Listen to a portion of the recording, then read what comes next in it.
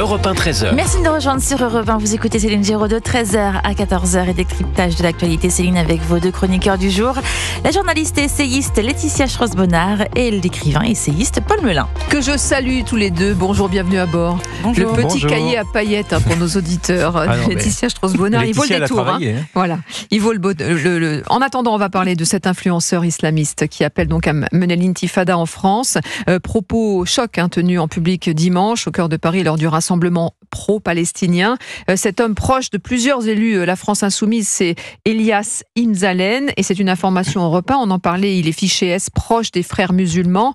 Une saillie qui vaut désormais à cet homme d'être visé par un signalement au procureur de la République, et c'est une évidence pour Mathieu Lefebvre, député Ensemble pour la République. Proférer de tels propos en plein Paris en 2024, c'est absolument ahurissant. Je pense que le signalement au procureur est une évidence et une nécessité.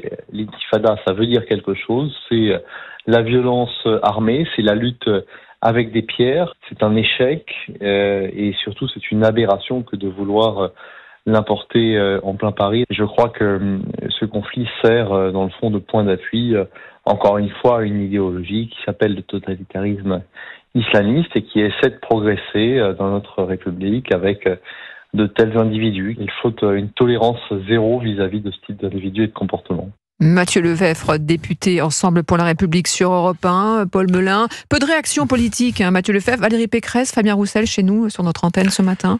Oui, non, c'est tout à fait abject, ces phrases qu'il a prononcées, cet appel à la violence, parce que là, il y a pas d'autre mot, à une violence crue, à la barbarie, contre évidemment nos compatriotes juifs.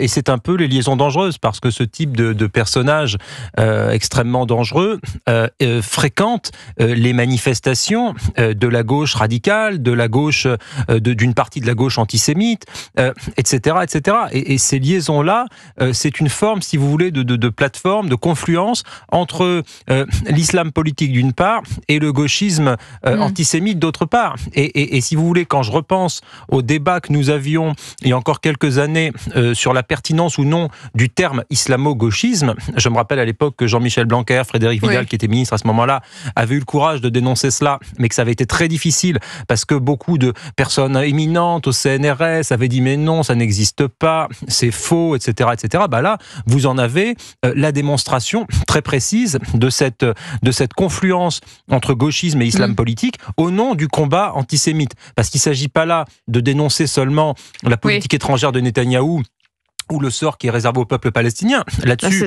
on peut avoir un débat, et il est même très important qu'on puisse l'avoir. Mais là, il ne s'agit pas de ça. Il s'agit de cibler des juifs en Occident qui n'ont absolument rien à voir avec ce qui se passe là-bas, et d'appeler, si ce n'est à leur mort, à la violence, au soulèvement. Donc c'est proprement inacceptable, bien sûr. Valérie, Laetitia Strauss-Bonnard. Oui, alors je vous invite aussi à regarder la courte vidéo où on le voit lancer ses invectives. Ce qui est assez frappant aussi, c'est la réponse de la foule, parce qu'il pourrait être tout seul à dire ça et sans succès. Oui, mais face à lui, les gens répondent oui, ouais, très bien, super.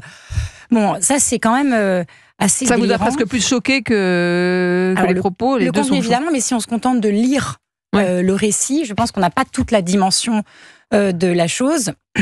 Mais en plus, c'est Place de la Nation, excusez-moi, qui est quand même une place très symbolique dans notre histoire. Donc tout cela est quand même assez lourd. On pourrait appeler ce type de personnes finalement un entrepreneur islamiste, au sens où ce sont des gens qui se greffent sur des questions à la fois internationales et des questions de société pour essayer en fait de faire du buzz et de se créer un fan club, parce que je ne crois pas que ce soit quelqu'un qui soit très sincère et pour qui la cause palestinienne soit importante. C'est simplement quelqu'un qui n'a pas l'air d'apprécier beaucoup notre pays.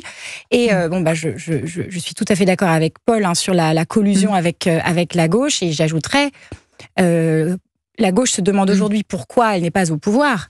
Mais franchement, avec ce genre de choses, ça suffit pour décrédibiliser toute la gauche, y compris celle qui n'est pas LFI, parce qu'elle ne condamne jamais assez fortement ce genre de manifestation.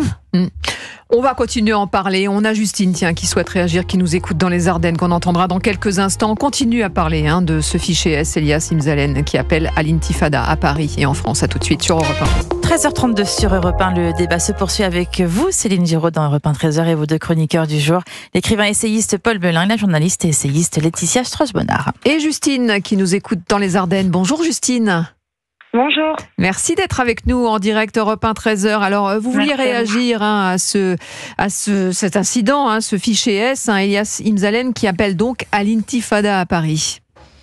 Oui, tout à fait, parce que déjà d'une part, ce sont des propos d'une extrême violence extrêmement choquants, mais ce qui pour moi est d'autant plus grave, c'est que cet homme se sente légitime de pouvoir les prononcer place de la Nation à Paris, parce que justement on lui donne la légitimité de pouvoir le faire, notamment par le biais de, comme vous l'aviez indiqué précédemment, de forces politiques qui, sous couvert d'un islamo-gauchiste qui est tout à fait affirmé actuellement pour obtenir certaines voix, permettent maintenant et créditent la voix de ces personnes-là qui n'ont plus peur, là, par exemple, de parler d'intifada. Alors, l'intifada, c'est quand même la guerre par les pierres, et c'est vraiment mettre fin à une certaine partie de la population.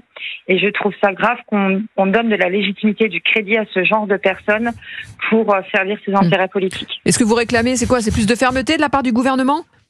Ah oui, déjà d'une part, oui, je pense qu'il est nécessaire qu'il y ait beaucoup plus de fermeté, mais aussi une voix unique. On a, comme vous l'aviez indiqué, on n'a qu'une certaine partie de la classe politique qui s'est prononcée, notamment l'opposition. Mais je trouve que là, le nouveau Front populaire, si encore on peut l'appeler ainsi, avec toutes les discours qu'il y a à l'intérieur, doit parler d'une seule et unique voix. Ils ont su parler d'une seule et unique voix il y a 2 mois maintenant.